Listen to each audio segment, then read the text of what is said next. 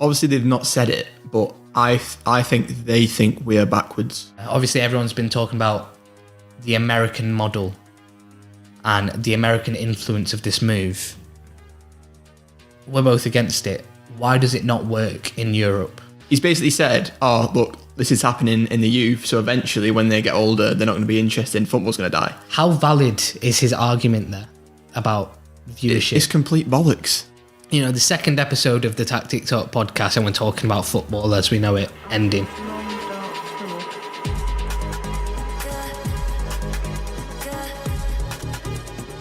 Welcome back to the tactic.talk podcast episode 2. You might have seen the title. You know what we're talking about today. It's everywhere in the news. And you're probably thinking, what are we going to say that hasn't already been said? We are speaking about the European Super League, and we're going to bring a perspective of dissecting the owners, and we're also going to bring a perspective of myself and Tactic Talk looking into it. Because from our perspective, we're fairly new to the market of media coverage. Obviously, we're just a little page, but for myself, obviously you don't know much about me. It's only the second episode in. But we're new to the market. I study football business at university as well. So I'm an entrant going into this football industry, and I'm at a place where it's like... You're unsure. I'm unsure. Do I want to go into this industry? So we're going to give you the perspective of that. As you can tell, we're not the greatest fans of the Super League. We've not seen many people who are. And we're going to break down the situation as it's happened and bring you some perspective on that. So starting off, for anyone who's been living under a rock the past few days, you know, we're 2 days into the, I like to say pandemic, the apocalypse. Can you catch us up quickly of the situation that's arisen?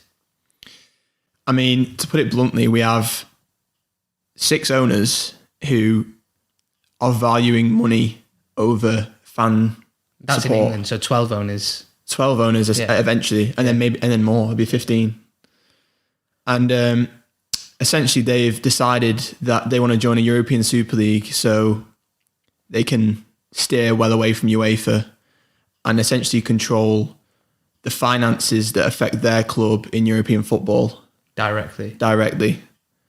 And for these owners, they have not taken into account the impact it has, the ripple effect it has going down the football pyramid.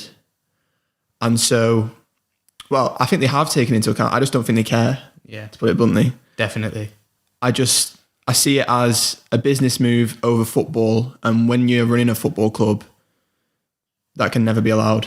Yeah. And so that's why there's this massive uproar. That's why I've not seen any fans actually say, you know what, this is a good idea. Yeah. Because any true fan would value their club. From the objective point of view, what we've seen is, like, if we just to describe the exact situation, we've seen UEFA trying to reform the Champions League to provide these clubs with a safety net. And behind the back of UEFA, whilst they were trying to create these reforms to help these clubs, because they want stability in finance of being in the UEFA Champions League, because that is the big... Because as corrupt as UEFA may be, as everyone's saying, they only make money if these teams actually play football. Exactly. And so they are adhering to what the demands of these teams are, because the teams, their objective is to have steady finances and to make money. And if they keep dropping out of the Champions League, which a lot of these clubs have been, you talk about Spurs, Man United, Arsenal, Chelsea, Inter Milan, AC Milan, if they keep doing that, it's not steady finances for these clubs. So the situation is the clubs have gone behind the back and got a massive bank, JP Morgan, an American bank, to finance the partition and the breakaway into a European Super League. We did touch on it there, that it is an American bank, and there's a lot of American influence with this move and this breakaway. Obviously, the 3 American groups involved Fenway Sports Group, FSG, at Liverpool, Glazers at Man United, the Glazer family, and also Stan Kroenke at Arsenal. And then also you have to bring in the fact that they have a lot of influence on the way Florentino Perez thinks. He likes an American style of sport, American structure, and obviously Andrea Agnelli as well at Juventus. I'm just going to throw it out there. Obviously, everyone's been talking about the American model and the American influence of this move. We're both against it. Why does it not work in Europe? Well, all the major sports in America are franchise sports. So what does that mean? It means there is a disconnection between the location of a team and the actual team itself. Yeah. So what you lack there is like the Man United fans, the Liverpool fans who are local, who like live and breathe the club. That just doesn't happen in America. Yeah, you may call yourself a diehard fan if you're an American and you're watching like baseball, for example, but it's not the same because over here, football culture is treated like football stadiums are churches. Yeah. Like managers are gods. Like it's completely different. And so as soon as you try and franchise European football, that connection breaks between the fans and the club. And so it just can't be allowed. You can't get away with it. So these brands that we've seen develop over the last years come, the brands of Manchester United, Liverpool, AC Milan, Juventus, Barca, etc. They have come from the heritage and the history tied to a geographical location. And that might not be the case in American sports. It's a different sort of romanticism associated in American sports. This romantic feeling comes in a different way in American sports. You think about, you know, the collegiate system, you know, of academy players like graduating from colleges in America, in NFL and basketball, I believe. That's the romanticism associated with that sport. But when you take away that romanticism, which is what these owners are doing with this ESL breakaway, they're taking away the structure of franchise sport in America, stripping it of its romanticism, which is like the college system, the fact that you can root for players in a draft. Yeah. They're taking that away, bringing it over, and then just sticking it in football with disregard for the romance associated with football. Well, I don't know if they're going to try bring all these like college systems. It's a very hard sell for them to say, yeah, we're going to bring that along with it. Yeah. And either way, even if they do bring it along, it's not what we're used to. And it's not just fans not liking something new. It's deep rooted in the history of European football. Obviously, they've not said it, but I think they think we are backwards. That's the impression I get. I think they think we're a step behind, and so they're trying to change European football to fit American football, American like basketball, to fit their franchise sports. But you see, from all our perspective, they're the ones that are backwards because they don't have the romanticism that they're obviously trying to create by bringing all these teams. Just like, for example, David Beckham's into Miami, sprite out of nowhere. There'll be fans in America over there that just say, "Oh yeah, I'm a diehard Inter Miami fan." You're not. Yeah. You're not lived and breathed into Miami. It's been around for 2 years. Yeah. So you say they think we're backwards. I genuinely don't think they have a commentary on what backwards is and what isn't. I think it's just franchise football is just more stable in terms of money than the European model. Because, that's what I mean. That's why they think it's backwards. Yeah, because it's not money orientated. Yeah. And without this being a political commentary on America, American culture, the American dream is all money orientated from history. Yeah. So it's no surprise that the strings are being pulled by the big American owners in this situation. Mm-hmm. Let's go into the American owners. So if you didn't know, Malcolm Glazer and the Glazer family, they own the Tampa Bay Buccaneers, who I believe won the Super Bowl in 2021. Kroenke owns another NFL team, which is the Los Angeles Rams, and FSG, Fenway Sports Group, the Liverpool group, own a big baseball team, the Boston Red Sox. So clearly they've got assets there in these clubs that are fully stable because there is no relegation and promotion in these sports. So it is a brand that will remain on a straight trajectory, probably an upward trajectory of making 100%. money. They can't stand the fact that football's not like that. Mm-hmm. And this is where it brings me on to Florentino Perez. His remarks of saving football. What do you make of that? Saving football by bringing... You can't save football by making football what it isn't. And that is, you take away the love that the fans have for it. You take away the Champions League, which we've got all these emotional connections with. You know, when you dismantle a whole league system that's been built over 150 years, longer, you can't expect there not to be a ripple effect. It's going to send shockwaves down the leagues. Smaller teams are going to struggle. The teams that aren't in the Big Six in the Premier League are the ones that are going to really struggle because only one of them can qualify for the Super League.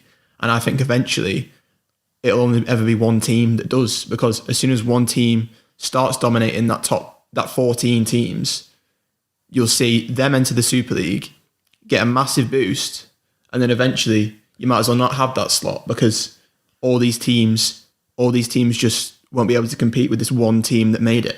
Yeah. The same way Manchester City took over a few years ago with Sheikh Mansour. As soon as someone pumps money into that league, you can't do anything about it if it's done well. Yeah. And so to say that one league slot to enter the Super League is going to essentially save football because it gives other teams a chance to play with the big boys. Yeah. It's ridiculous. It's a joke. Because it's creating the bigger division between all these clubs. Yeah. Like you said, this is the Premier League stance and all the domestic league stances. How are these big clubs in Italy, England and Spain going to get these riches of 500 million or like whatever it's between 500 and 3.5 billion? How are they going to get these riches, go back to their domestic league and act like they've not got a competitive advantage? Exactly. That is the biggest thing. And like you said, they say, oh, well, with these extra 5 slots, we'll have new entrants into the Super League that we handpick, they cherry pick these teams. And then they get the big 300 mil. They probably won't, that's the founders fund, but they get an extra boost in finance for that 1 year. Now they have an advantage when they go back to this, and you're just creating these inflated super clubs that can't even play with the rest of the football pyramid. And yeah, go for it. Think about a West Ham team this year who no one saw even challenging for top 4. We know how badly they're run as a club. Like they're quite corrupt. In terms of David Gold and Sullivan. Yeah. I mean, you say that, but it's objective. You can take it with a pinch of salt what I just said, but yeah. I feel like that story would never be allowed to happen ever again. And we have the Leeds United and we have the Sheffield United who are basically up there with the big boys. And then last year Sheffield United were competing. They were 5th for most of the season. Yeah. And so when you have teams like this who genuinely believe they can beat the big 6, you discount everything that football means, and that is that anybody can beat anybody. That is, the uncertainty aspect of football. That's the fairness of football. That's why we watch it. Because when we turn on the TV, we were like, oh, Liverpool are playing, for example. Let's hope they lose. Yeah. Because they're playing Brighton. And there is a chance that, there's a very good chance that Brighton can do something. Yeah. Because it's the Premier League. So the best teams play. And so we have to... Even if we extend it outside the Premier League, you know, into playing Benevento, stuff like that, you know. It's the same situation where if a club's efficient, ran really well, coached really well, it doesn't matter what the financial status is. Yeah.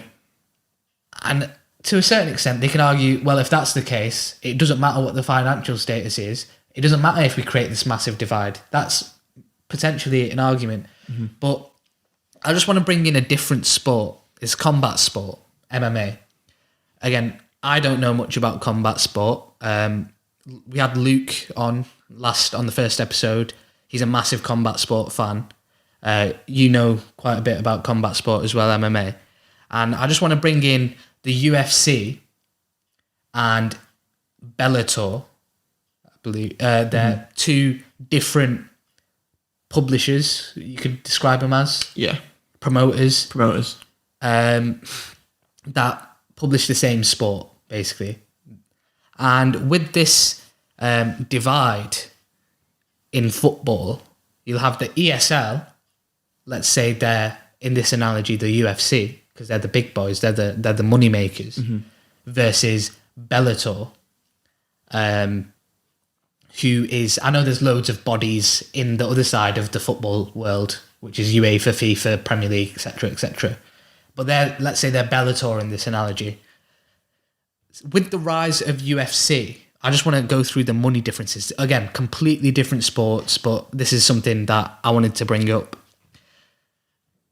In these sports, in this MMA sport, UFC, their biggest fighter, Conor McGregor, his annual wage depends on how many fights he gets, but it's around like 15 to 30 mil, depending on how much he does.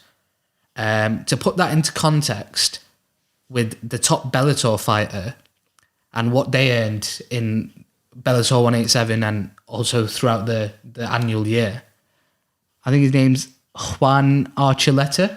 Again, I don't know shit about MMA, but he earned 150k as his overall earnings in a year. And just a few more numbers. 187 MMA fighters in the UFC, which is 33% of the UFC fighters, earned six-figure salaries, so in the millions. In the 100,000s. So that's a lot. Whereas in Bellator, only the top bracket of fighters earn above 100k. And I just want to bring this analogy into football. Apparently it's a 23-year contract. In this 23 years, well, what we see in MMA is the top fighters in Bellator, most of the time, are young up-and-coming fighters who eventually have the ambition to move on to the UFC. Yeah. Or they're retiring fighters from UFC going into Bellator. Yeah. That is the fabric of these two publishers. Can you explain, with what I've just said there, how in a 23-year cycle of the ESL that we could see an analogy like this in football? What do you think? You think there is a similarity between MMA fighters jumping between? I think this dynamic that we see in MMA can be created through the 23 years of... Oh, I see what you're saying. So you're essentially saying the ESL, because that's where the big money is representative of the UFC. Yes. Yeah, I mean... And the top talents in the... Let's just give the other side of football, the side that we're arguing, UEFA, FIFA. Let's just call it, just for the sake of speaking, I mean, proper football. when you look at it like that, yeah. what has the biggest pull, the UFC or Bellator? UFC. UFC. who brings the most money in because of that? The UFC. Yeah. Like through pay-per-views, through just having generally more fans buying merch, etc. So if you know you have the best fighters and you know you have the best teams in the UFC, they're essentially going to be the ones that pull all the money in. Yeah. And so for Bellator, it becomes very difficult to ever match the UFC in terms of paying the fighters enough to make them want to fight, and then also having the fans that will back them. The pull. Yeah. And so you have this massive powerhouse, and you have what will eventually be the Champions League. You have the ESL, who are the UFC, and you have the Champions League, the Europa League, everything represented by UEFA. Let's call it the football pyramid. Yeah. Yeah. As Bellator. Yeah. The ones who will just always look up to them because they have the biggest teams and they don't.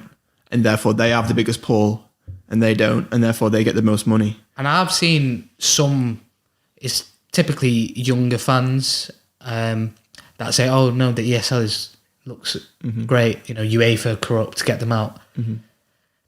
Well, that analogy. What company isn't corrupt? We'll move on to that in a moment. Right. About the corruption aspect. This analogy shows that a massive money-making machine that is UFC, that is the ESL, directly pulls money away from Bellator, or in this case, the football pyramid. Yeah. We've demonstrated how they're interlinked, and promoting one effectively diminishes the other.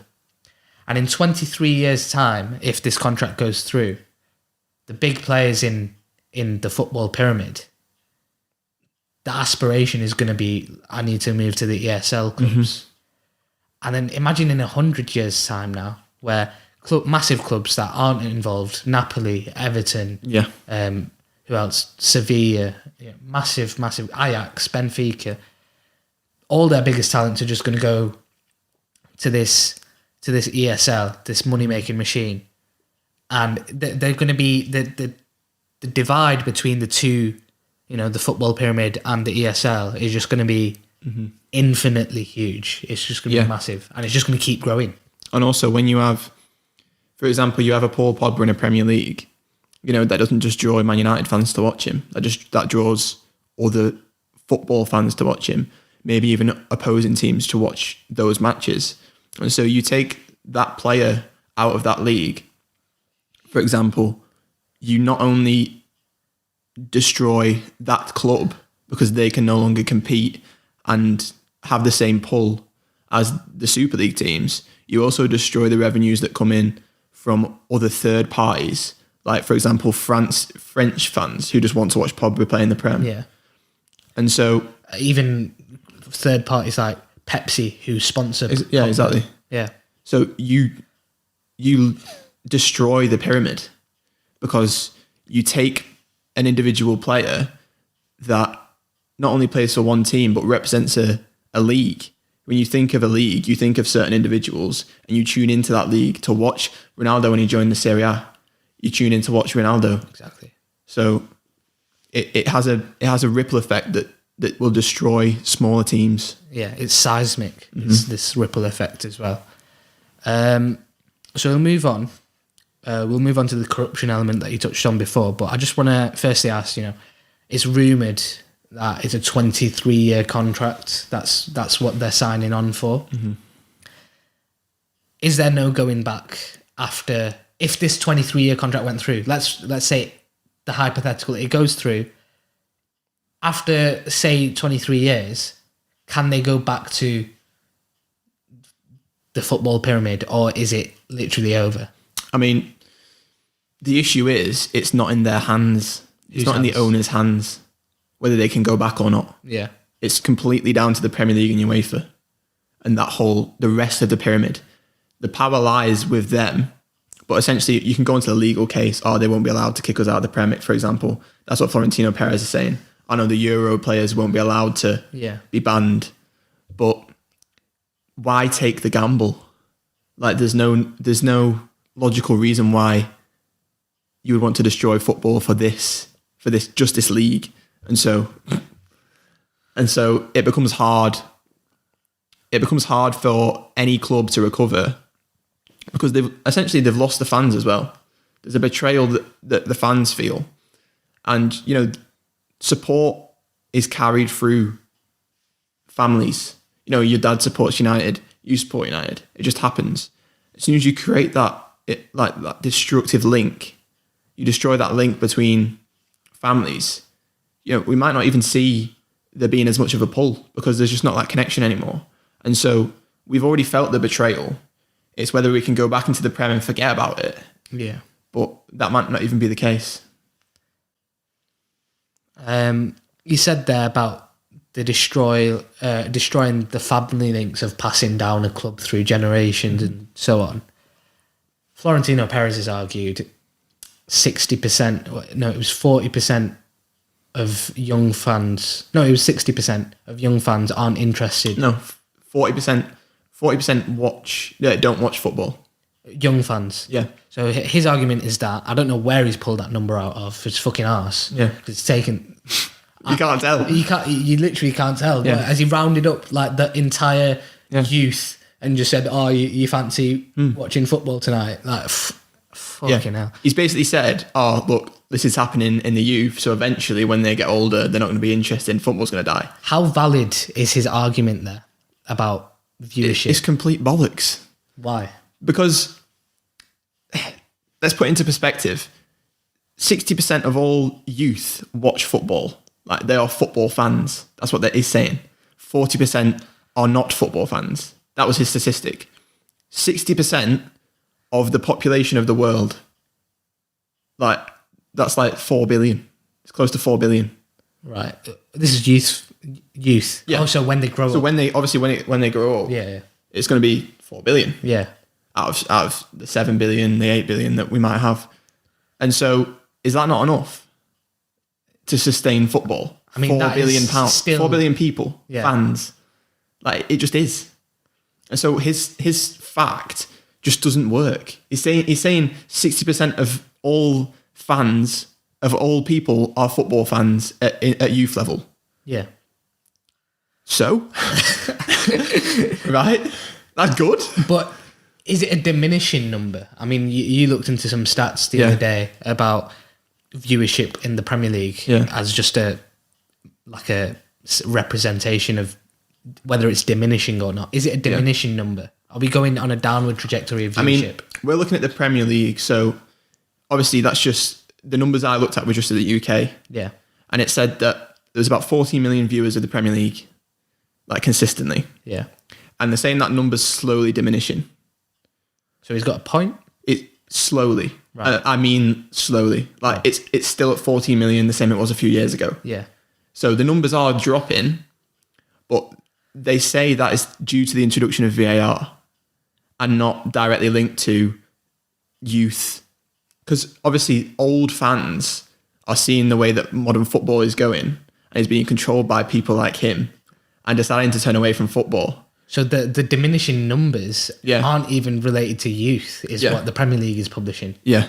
And also, I want to touch on VAR as well, just slightly, because I think it has a little impact on viewership.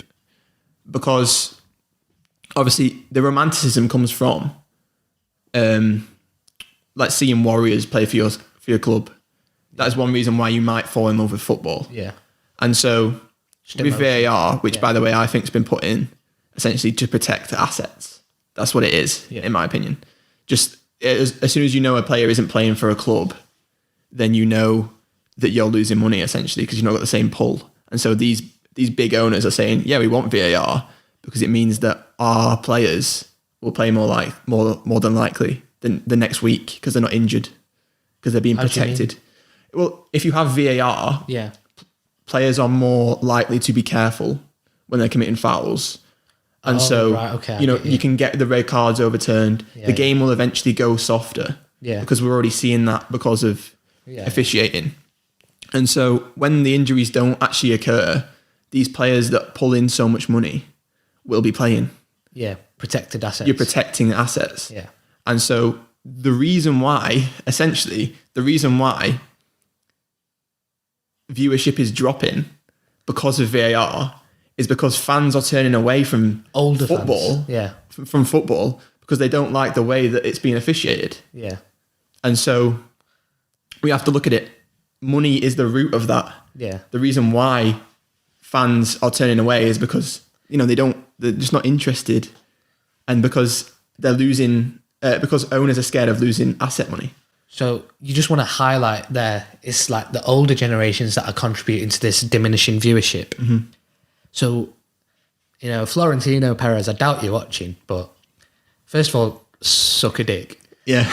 Second of all, your argument is two idiots in a fucking room in wherever we are have just absolutely destroyed your argument. So it's like he's doing this off stupid logic, stupid reasoning. Mm-hmm. Well, it's not stupid reasoning. He's saying these stupid reasons because we all know the real reason. It's greed and corruption. And we're going to move on to that. I just want to ask, if anyone is for the Super League, and I've seen a lot of young fans that are for the Super League. If you're watching or you're listening on Spotify, please give me one good argument that isn't predicated on greed. Any good argument, and I will put it everywhere if it's a good argument. But if you can't, then you can't argue for it. Mm-hmm. So that's something, if you're out there, even if you don't support it, if you can think of one good argument, just let us know in the comments, or just DM me on tactic.talk on Instagram or Twitter. And it can't be, the best teams will play the best teams. Yeah, because we'll dismantle that. Yeah, we've just dismantled that. Yeah. So, an argument that we have seen, well, I have seen a very small amount, is, UEFA are corrupt. Mm-hmm. And FIFA are corrupt. And even managers like Pep Guardiola, he just came out in an interview literally an hour ago saying, UEFA aren't angels here. They're always out for themselves. And of course not, yeah. Yeah, they've been in scandals, and individuals in UEFA have been in scandals, and they take a lot of money away from these clubs. Mm-hmm. Quickly, just want to caveat that by saying the money that they take away, again, some of it is to fund UEFA and for people to get paid, but they also want to transfer it and distribute it to the football pyramid. But saying UEFA is corrupt and they're hiding it, they're doing scandalous things behind our back. That's why you should fuck off UEFA and go to the ESL. What is your point that you wanted to say that absolutely dismantles that again? I'd say UEFA, I'd say it doesn't matter who's the most corrupt. It's not a competition. Like, it's not, this one board is saying this, they've done this. Then we've got the FIFA president who got done a few years ago. Sepp Blatter. It's like, who's bothered? Do you know what I mean? We're trying to protect football. Like, we're not asked about, they've done this. It's not a game of tattletale. Yeah. Like, we're trying to work out how to protect the game we love. And so corruption aside, it's not relevant. We can deal with that when we've protected the game. Yeah. Because once the game doesn't exist, who cares if they're corrupt? We're no one going to watch it. You can do what you want. So, another thing to add to that is, UEFA and FIFA, they've done things behind football fans' backs, and they've been caught out for it and then arrested and etc. etc. And a lot of the corrupt things that they did was to line their own pockets, and they did it in secret. Mm-hmm. The ESL are literally doing it in front of our faces, and people are arguing, look, because they're doing it with their chest. Oh yeah, look, they've got a plan. Like, we can see what they're planning to do. Yeah, it's just corruption in front of our eyes, and it's just... That's the way people work, though. As soon as it's dressed up, and as soon as people say, look, they've given all these reasons, they're going to save football, it's going to be better for the wider football pyramid at these harsh times. Like, as soon as people, they switch off and they go, okay. They're doing it in front of us, yeah. But realistically, just read into it. Just read into what's happening, and you'll realise that like football is on the ropes here. Yeah. So now we've said that if it is done, all the reasons that, in our opinion, let us know if you agree, decimate any reasoning for the Super League going ahead. And we're in a situation here where it's not just like you can flip a switch and everything's back to normal. So if it is reversed, what are the implications for the clubs involved? I mean, first of all, we have to understand who's at fault, because they're the ones that have to deal with the implications. Like Jamie Carragher said the other night, it's not Liverpool, it's not Man United, it's not all these teams, it's the owners. And so there has to be a disassociation between who's guilty and who's innocent. And who's innocent is the players, the managers like Jurgen Klopp, who have to speak last night and basically say between the lines. You have to read between the lines what he's trying to say. Because they're contracted to these clubs. Because his hands are tied. Yeah. And so people like Gary Neville have to say, make no mistake, Jurgen Klopp has destroyed his owners tonight. Even though he didn't explicitly say it, he's basically come out and said, I'm against this. Yeah. Like, what we doing? And so when you realise that the fans, the players and the managers are fans like us that just want the game to go ahead the way it is, I feel like any implication has to be put on the owners. And I mean, we're not the people to decide what's going to happen to them. We should just pretend like there is a disconnection between the owners and the clubs, and the owners should just get every implication that they deserve, which is essentially suing. Yeah. They need suing. They need money taken off them. The question is there legal precedent to do that? And from the lawyers that are speaking, that guy on Brian Swanson on Sky Sports was breaking down the legal precedent that is set, and if they can, who's in the wrong in a court system. And in reality, there is very little legal precedent set to go after these owners. So the implications most likely will fall on the clubs, because that's what UEFA, FIFA, that's the power they have. They govern the clubs. So to go after the owners, what in reality would probably happen if it did get reversed is they'll have to devalue their assets. And the only assets that FIFA, UEFA, etc., Premier League hold, like that they can govern, is the clubs. And it's such a piss take because, they'll devalue these assets by, relegating them to like a few divisions down. They're not going to get the money of the Premier League. In this hypothetical world, the ESL is gone now, like the rumours are gone. And they will devalue it by telling the Premier League clubs that were involved, you're going to start on the National League. That completely diminishes any money that these owners can take out of the club. But is that fair for the fans who had nothing to say about this, the players, the coaches that had nothing to say about this? Effectively, they're bankrupting some of the biggest brands, the 12 biggest brands in the world, if they go through with that. Is that fair on all these people that weren't involved? It's not fair, but what else can they do, realistically? If there's no legal precedent to go after the owners, that's the only thing. They have to apply pressure in some way, and so you cannot blame the people who aren't the Super League for doing what they need to do. It's the owners that are to blame. And so when you say, but we're being relegated to the National League, surely that's the Premier League's fault because they're the ones in control. It isn't. They're not the ones that are saying we need to make a Super League and destroy the football pyramid. Yeah. They have to protect small clubs. A suggestion I saw as well was, obviously going after the owners. A suggestion I saw was forcing the sale. And it's so difficult. Carragher said a lot of times, whatever happens, the fans will chase out FSG out of the club. But how is that even possible? in reality, the way a government can force a sale is by buying out and nationalising a company. Yeah, they're not going to do that. They're not going to buy out the 6 biggest clubs in the league. Yeah. And what other way can you force a sale without devaluing the asset, which is the football club? And it's difficult, isn't it? I mean, you can't even predict it. You can't even predict how it'll happen, because it could be the case of Liverpool fans will actually trash Anfield. Like they'll get physical.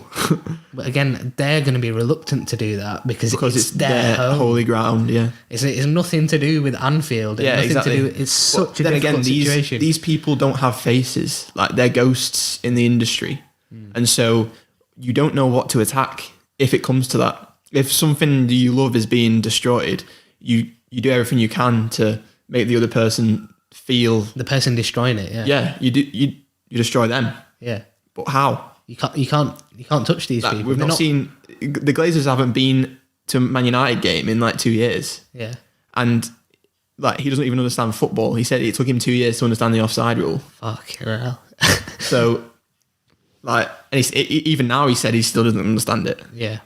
And this is the man that's like destroying our clubs. And so, like, what can you do? Yeah. When it comes down to it, we might say, "Oh, we'll riot," like, "Oh, we'll do all this," but what do you attack? Where do we go? Yeah. Yeah. Definitely. We've gone through what the implications are for the clubs, and it's so unpredictable. Like, I can't see what happens other than a compromise of UEFA saying, you know what, let's sweep this under the rug for the people that. And I think they will. I think it will come to that. I just feel like they're pretending it won't, because otherwise they can't apply pressure. But then it says the converse argument to that is, if they apply too much pressure, UEFA, FIFA, Premier League, etc. Yeah. And say, oh, the club will just be devalued if you come back. You know, we're going to punish you because you did this. Yeah. Then they're just going to say, like, even if like clubs like Chelsea and City, who apparently have been forced into this. First of all, that's bullshit. But either way, forced into this. They're just going to be like, oh shit, we've made the move now. If we go back, our club's going to be decimated. So the only option we have is to go with the Super League. So do you agree that, as bad as it is, and the punishments can't be too harsh?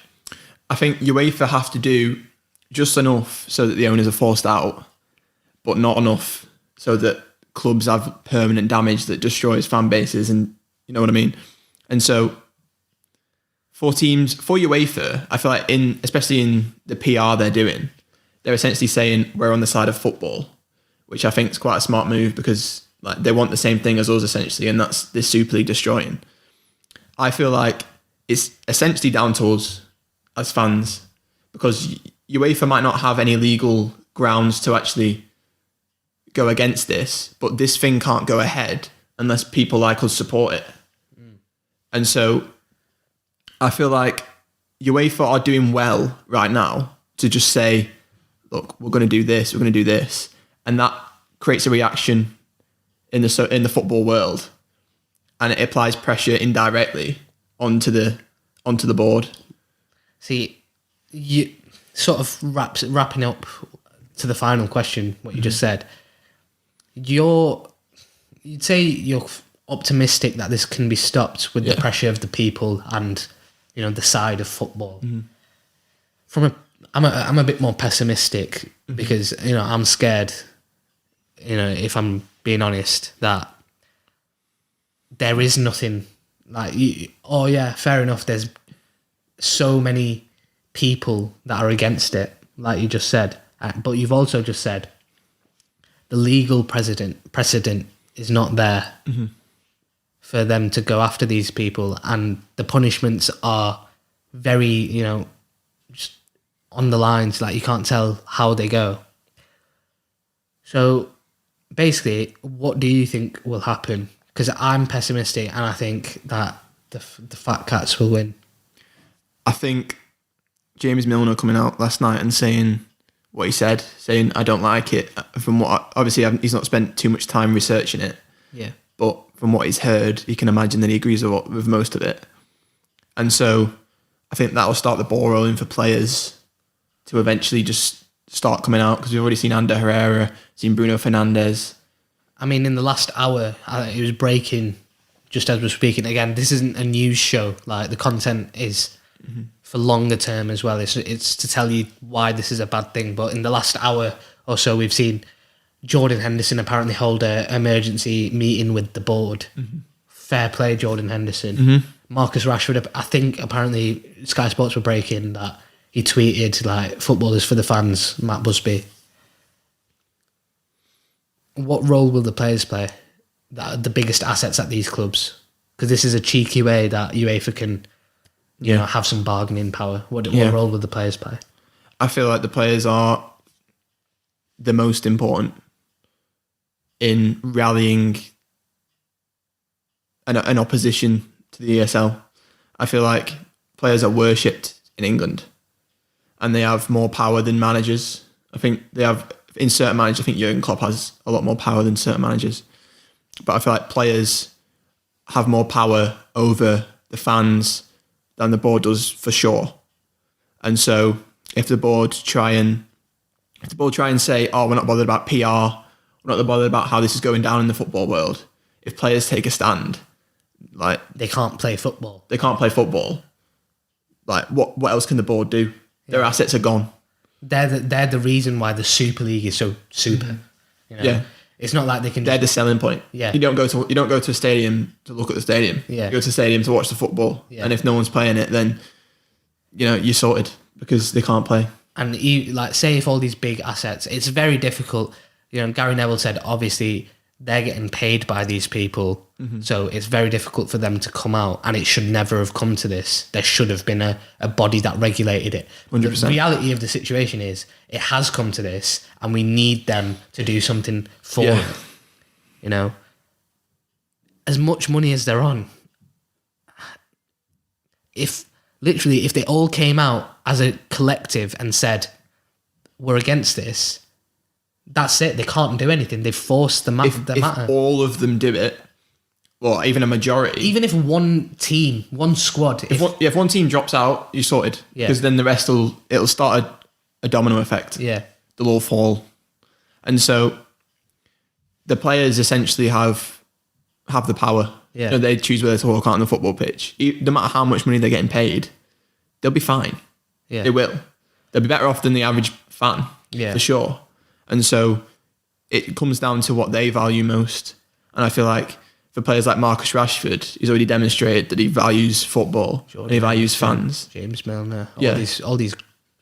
Yeah, and it just makes me reassured that we can actually get somewhere. You know, I hope you're right. I really do. But in the opposite side to that, it's, you know, these players, they might be against it, but when these owners come to them and try hold a meeting and say, yeah, fair enough, you still get to play football, and Bruno Fernandes, you're on 250k a week, let's make that 600k because we can afford that.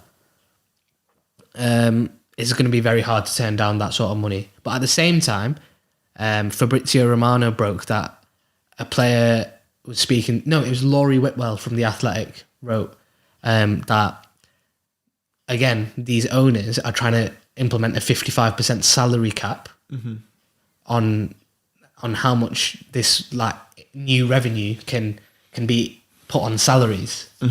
So they're basically getting rid of their own leverage because they know players will use it.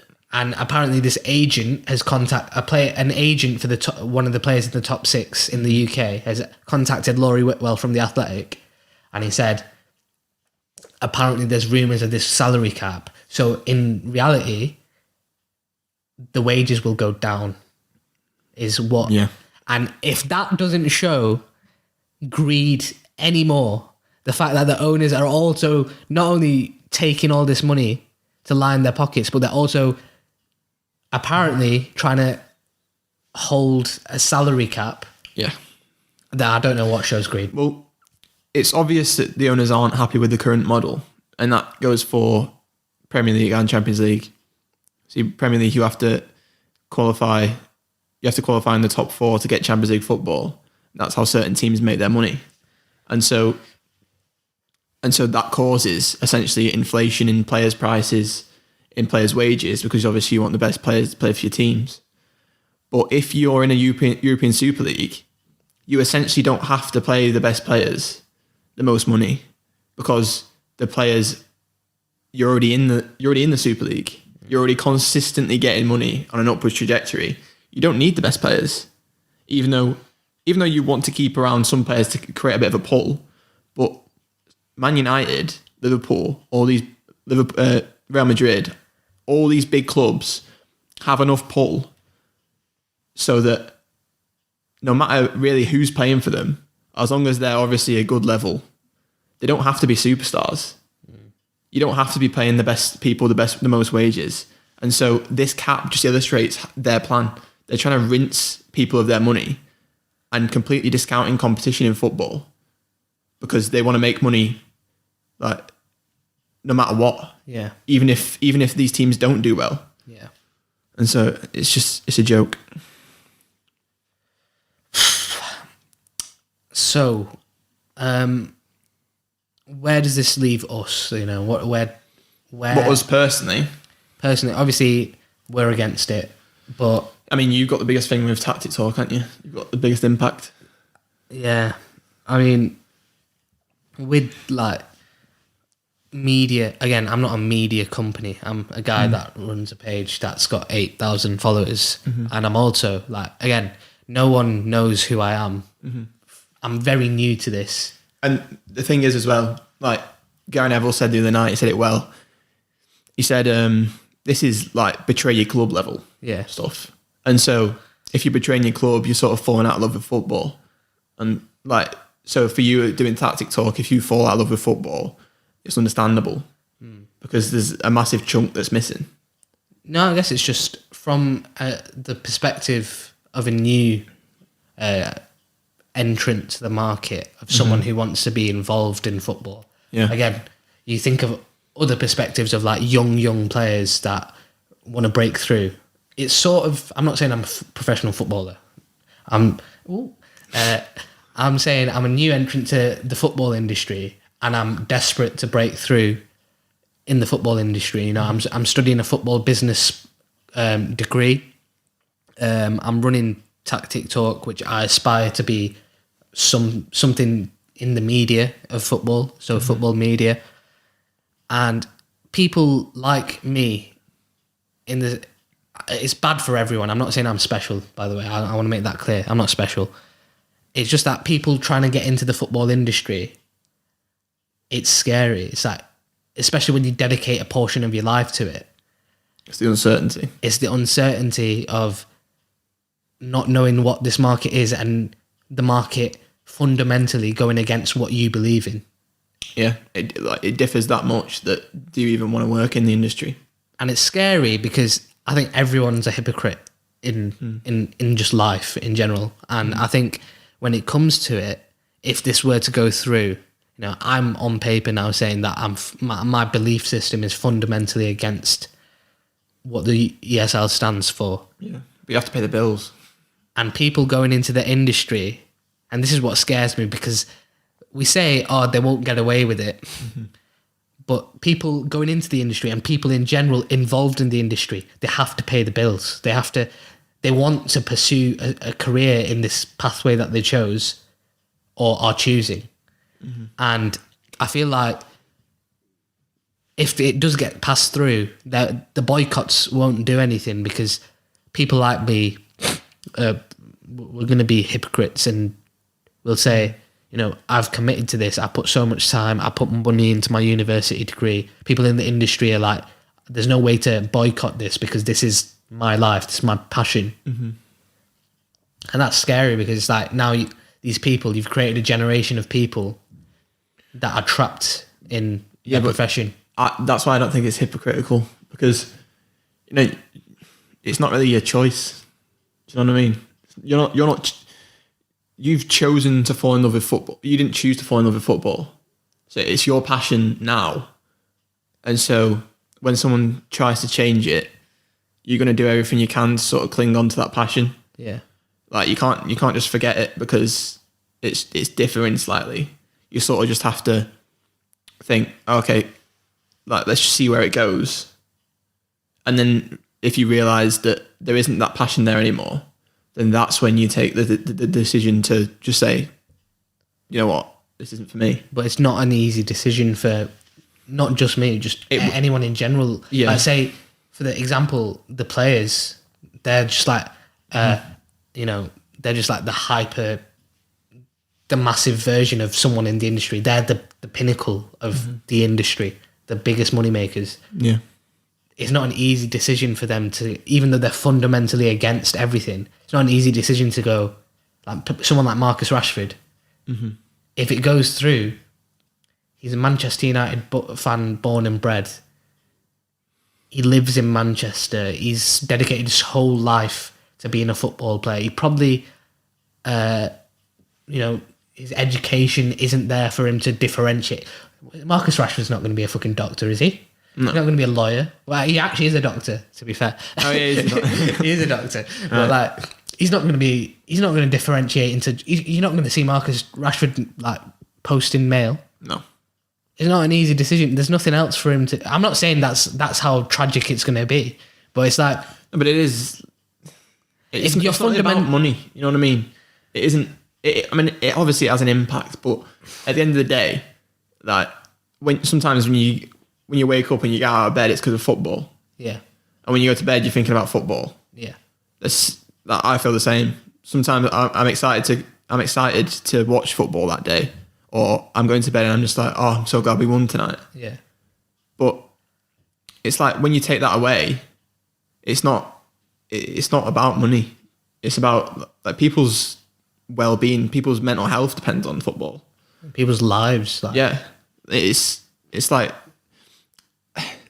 the jobs are a massive part of it, but like when you actually have a sport that you're dedicated to and you're passionate about, and someone changes it, like it's completely different than another job. You know what I mean? Like a postman. Definitely, unless you're a passionate postman. You might be. To be fair, you might really like delivering letters, but yeah.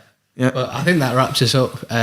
You know, it's an emotional take on what's going on, but I think it's very hard not to be emotional at this stage. It's weird because this is the second podcast that we've done. You know, we filmed, well, I say second, we filmed and we've had ideas for so much more, but we've had to backtrack just to fit this in, and that footage will probably not be used now because we talked about the Champions League before all the CSL nonsense. But, you know, the second episode of the Tactic Talk podcast, and we're talking about football as we know it ending, which is depressing, but that's how it is. I mean, see, that's a pessimistic view, but I say optimistic. I'd say the footage that we got about the Champions League, we might actually end up posting. Yeah. I mean, we've not seen Sky Sports for the last hour that we've been talking. Yeah. It could be... It could be that it's all sorted. It probably won't be. It probably won't. We're fucked. Well, yeah, fucking Ed Woodward just head on a stick sort of thing. I won't say let's hope so, but... That's okay. Yeah, thanks for watching or listening to the Tactic Talk podcast. You can find us on Twitter, Instagram, mainly Instagram, at tactic.talk, and TikTok as well. Make sure you tune in for episode 3 as well. We'll release that on a later date. Nice one. Thank you.